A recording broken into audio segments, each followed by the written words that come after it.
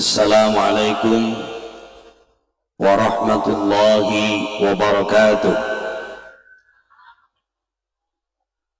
Alhamdulillah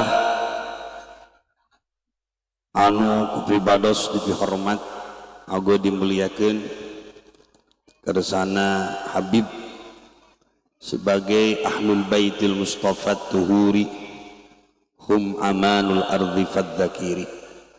Mudah-mudahan berkah calikna duriyah Nabi ieu hawal wali sadayana nu hadir sing sareu rizki. Mudah-mudahan urang disalametkeun ku Gusti Allah. Dawuhan hayang qabul sing hati-hati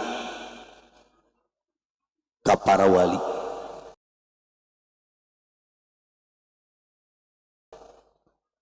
Komo ka Nabi, komo ka duriyah Nabi. Allah tos ngancam ka jalmi-jalmi anu man adali walian, saha jalma anu nyepelekeun para wali, para kekasih Allah. Faqad adantuhu bil harbi. Surah Allah, ieu jalma wali nama moal amkeun, wali nama moal ayeuna dendam, tapi langsung anu merangan nu ngaruksakna Gusti Allah. Bade anu hirup, bade anu masih ayeuna hidup, bade anu mastos ngantunkeun.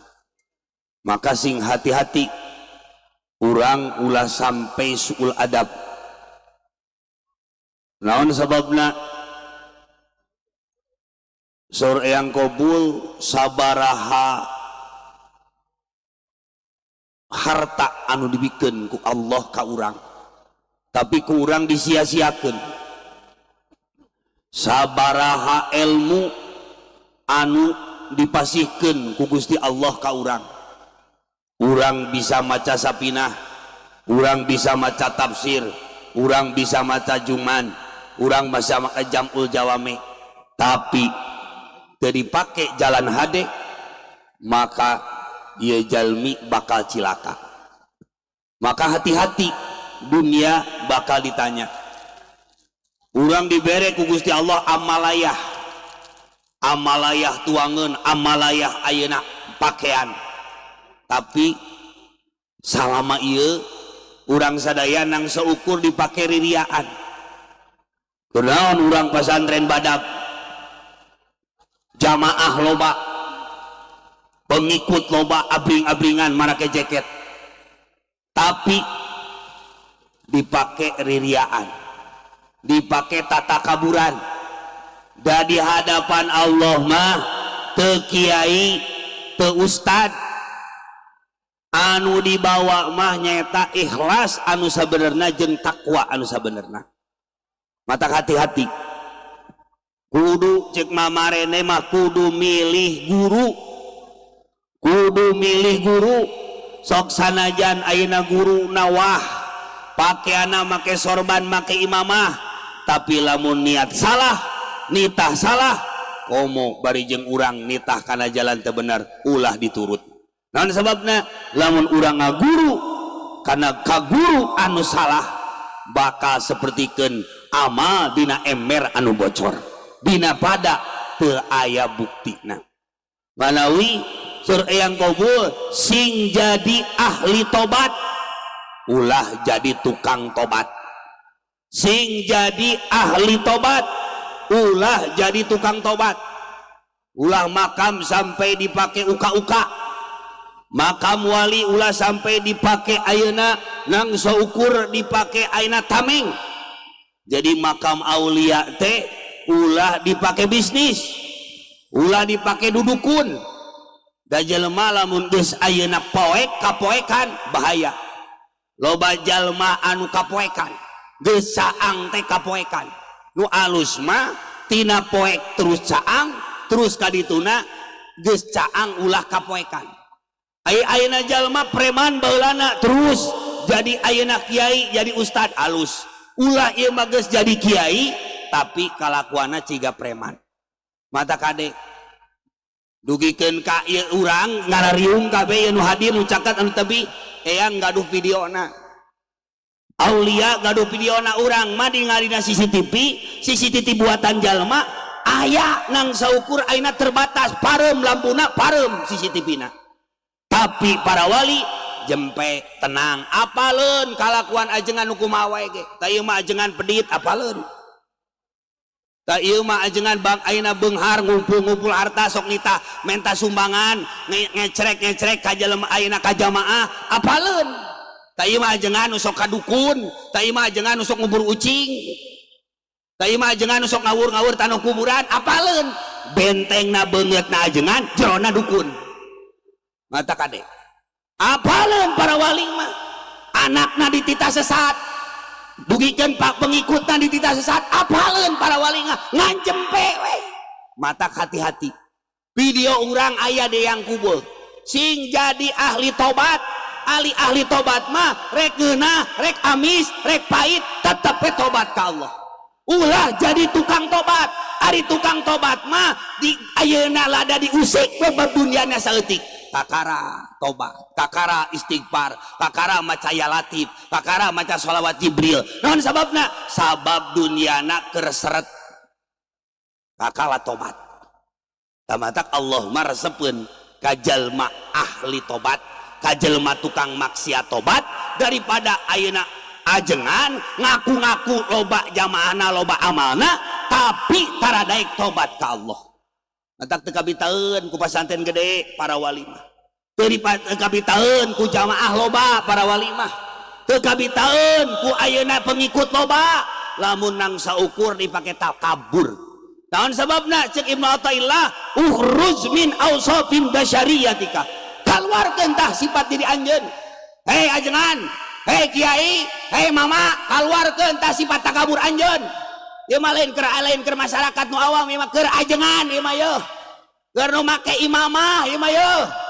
Keur nu make sorban tah nu sok ayeuna ngagapuy. Pikirkeun ku urang.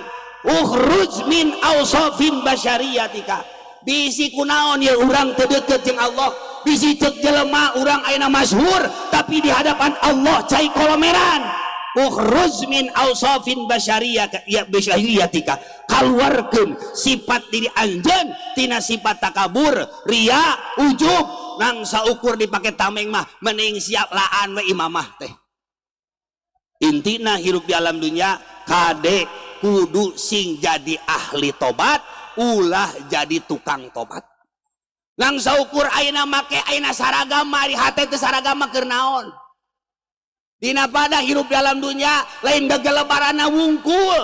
Urang hirup di alam dunya teh sing jadi wasilah kos eyang bisa kieu teh matak dilakoban ninamian ismun yu'ayyinul musamma mutlaqo alamuhu kajafarin wa khirni wa qaranin wa adanin wa lahigi wa sarqamin wa ailatin wa wasiki wasman atau wa kunyatan wa lakoba. Dilakob eyang kobul teh tapa nage mati geni 10 tahun. Dugikeun ka di ayeuna di tapaan ku amarene nyarios ka pauha muridna mama ayeuna mama Sanusi Candanaya mama rene tapa ngabalieur teu masihan nami. Padahal nami yang kobul teh namina Syekh Abdul Khair, rayina yang kunur namina ayeuna Syekh Abdul Manan anu di Cipatik. Upami eyang kundu namina eta Syekh Abdul Jabbar Pangeran Cakrabuana. Wiridna yang kobul ya latif 112 kali, sallallahu ala Muhammad 11 kali, jarahna malam Salasa. Hari jarah rek asup ka mana wae asupe teu kudu riweuh, kudu mayar ka kuncen teu kudu. Ya. Manya aya kunci ka mayar ka kuncen bib rek lebet. Oh, wali mah wanu dibayar-bayar. Wali mah teresepen lamun nang saukur ngagung-ngagungkeun turunan ari kalakuan ciga babi. Percayaun jelema teh kabeh, percaya jelema kabeh. Naon sababna? Anak wali anak wali tuh langsa ukur anak wali anak nabi ge Kanan asup neraka yo ayeuna saha tuh barsiso ayeuna murid nage bisa lempang na cai salat na cai tapi kagoda ku awewe matak loba ajengan kagoda ku bujur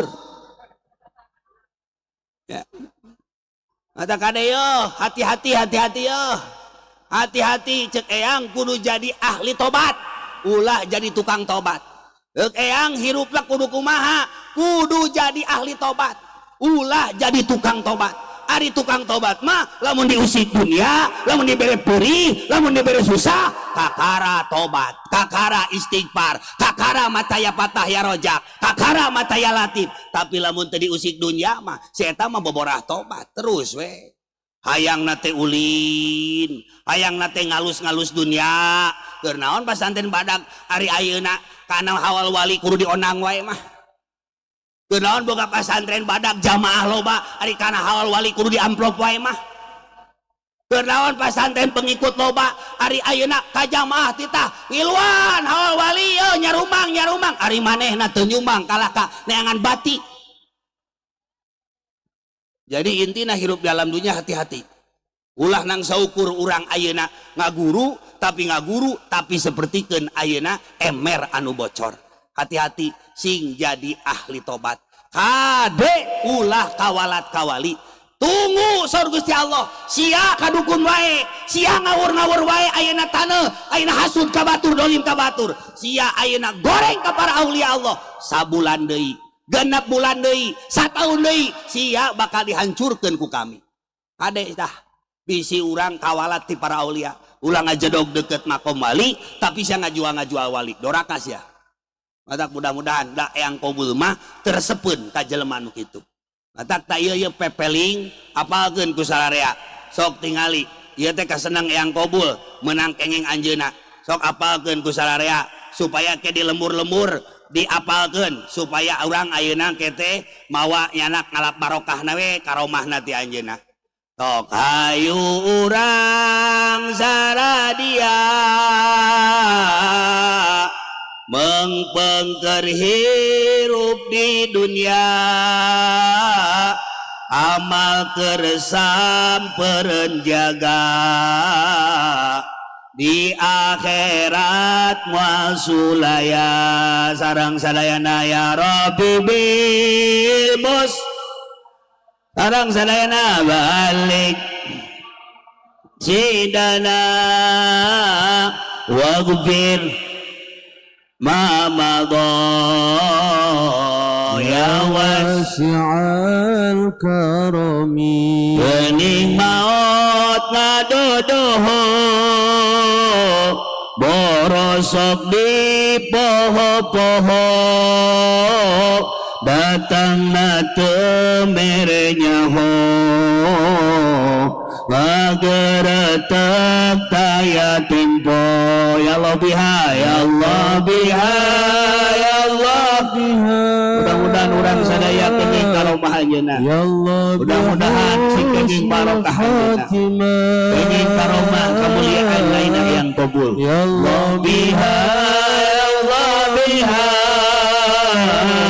ya Allah bi husnil khatimah ya Allah biha ya Allah biha ya Allah bi husnil khatimah orang nyawa jeung badan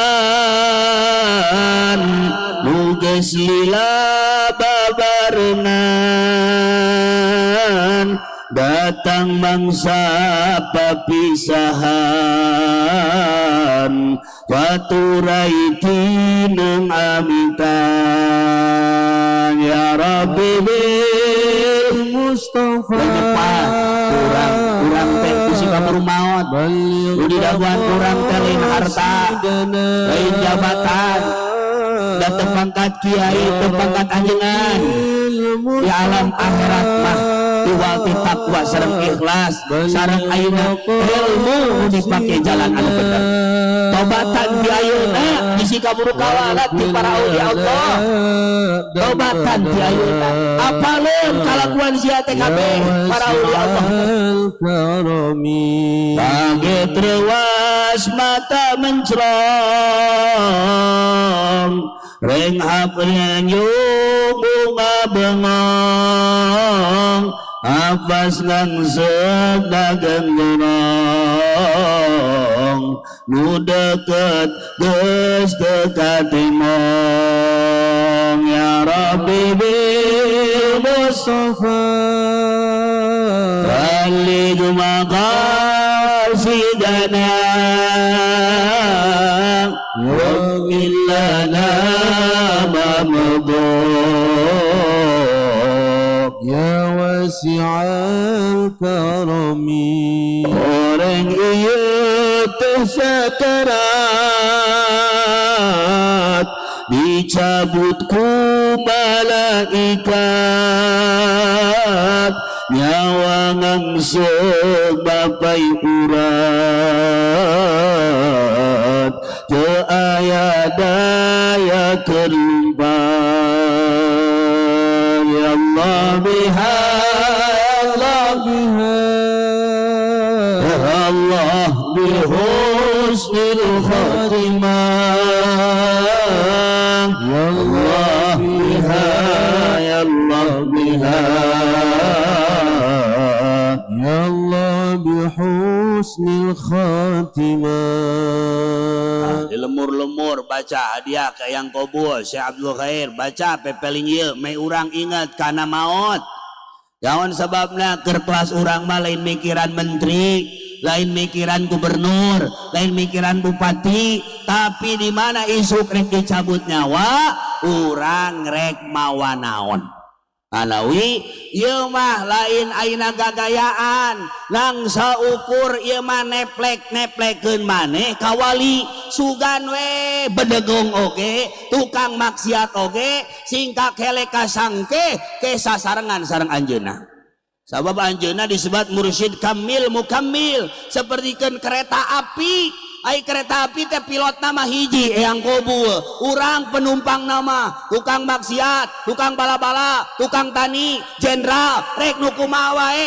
asup kana eta gerbong kereta api supir nama hiji mursyid kamil mukammil saha eyang kobul nyaeta Syekh Abdul Khair kasenengna ya Latif kasenengna sholawat Jibril sok baca ieu pepeling teu keur naon keur supaya urang saradia hirup di dunia moalila keur sampeureun jaga supaya urang hirup teh keur bekal anu abadi boga harta gunakeun boga pangkat gunakeun boga ilmu gunakeun naon salila urang boga ilmu salila urang boga harta teu digunakeun kana ayeuna jalan anu bener jeung takwa jeung ikhlas maka hirup urang bakal cilaka matak ayeuna eyang mah beda tinu sanes da tapakna ge lila da ayeuna pupus nage aneh ayeuna ngamandian nyarira terus ayeuna ngibaka nyarira terus mungkus nyarira dipilari ku eyang ayeuna gajah teh tos aya di Cibuni ditaroskeun tukang ngalasuluh eyang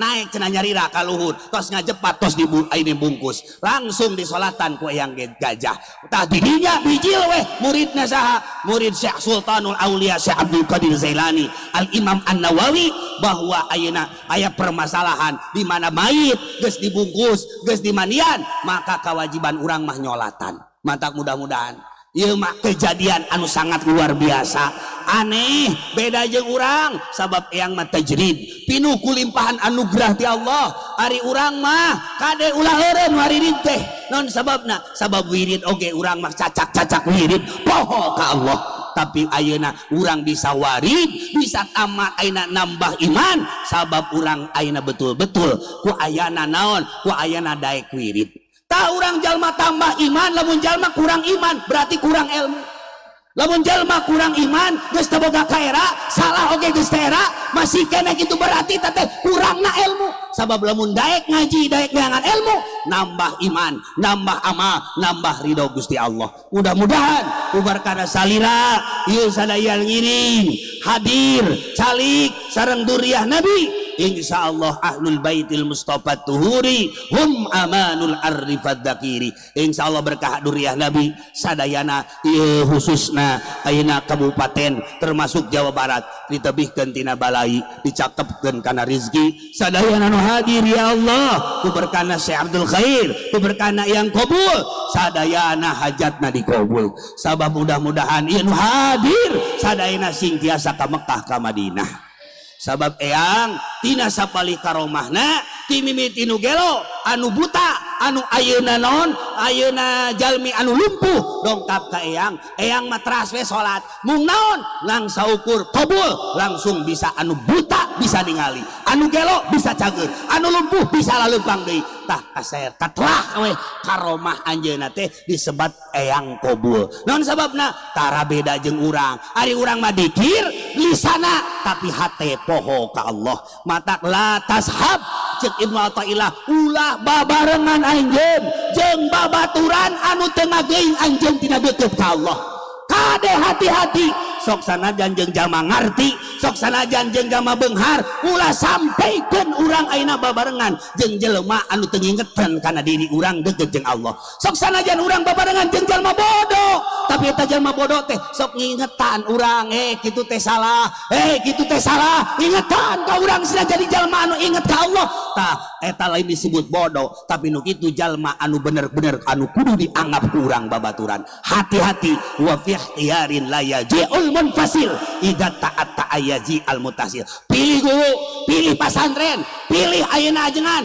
anu min jami'i muallifil kutub syarriha wa musannifiha ila man azazana ilal muntaha sabab ngaji teh keur neangan cacaang hirup ngaji teh keur neangan supaya urang muhasabah diri ngaji teh lain keur ngagul diri jeung muji diri sabab aing puji mah kagungan Gusti tapi ku berkahna jadi kiai teh sing saladar diri nyontoan ka umat lain nang saukur nitah tapi kudu jadi ayeuna kiai anu betul-betul jadi panutan umat seperti eyang di dieu mudah-mudahan urang sadaya sing wallahu yakdi bi hibati wafirah liwalahu fi darajatil akhirah wih di dieu sadayana sing diangkat derajat dunia akhirat sok sareng sadayana ya rabbi bil mustafa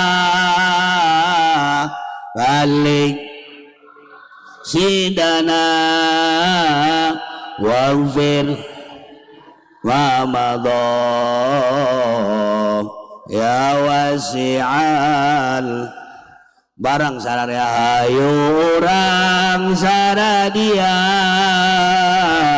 bengpeng berhirup di dunia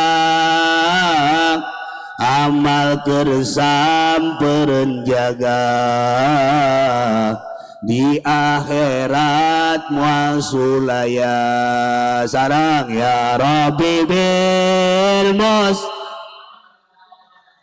berkah yang kabul ya sadayana sing sarehat lahir batin anu usaha-usaha sing lalancar lu tadina doraka wae sing tarobat wa tunqiduni biha min wahlati wa takurang at-tabu yasruku tab'a mudah-mudahan watak anu teu baleuneur teh sing dirobah ku Allah ku karuhun urang da urang teh hayang ameureun bener mah tapi mudah-mudahan urang dijadikeun jalmi anu disadarkeun ku berkah shalawat nabi ku berkah shalawat nabi ku berkah para ayeuna durriyah nabi ku berkah para wali watak-watak urang anu goreng teh sing dirobah ku Allah subhanahu wa ta'ala ya Rabbi bil mustafa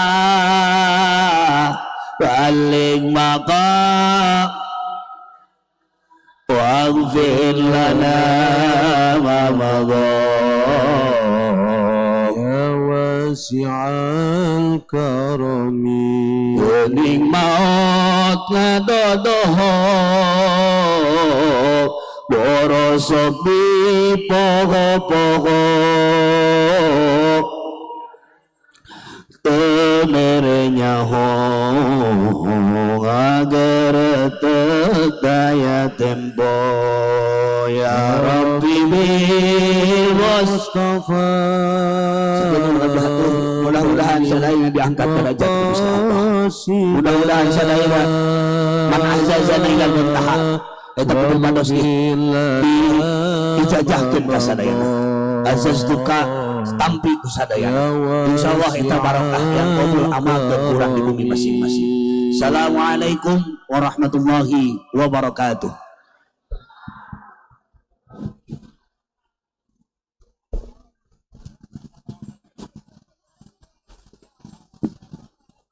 Waalaikumsalam warahmatullahi